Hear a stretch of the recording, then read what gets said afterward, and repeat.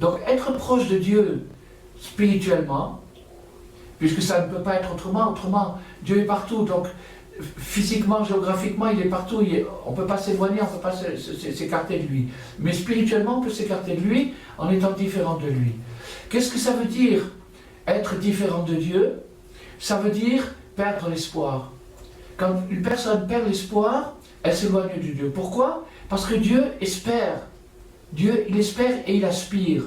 Et pourquoi est-ce que je suis en train de dire maintenant qu'il espère et il aspire alors qu'il peut tout faire? Non.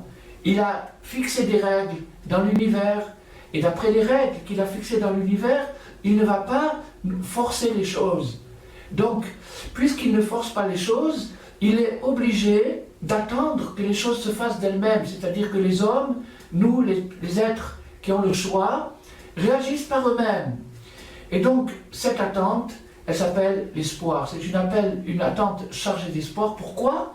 Parce que lui, Dieu, plus que tout autre, sait que tout finira par s'arranger.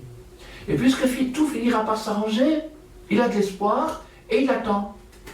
Donc, être proche de Dieu, c'est avoir de l'espoir.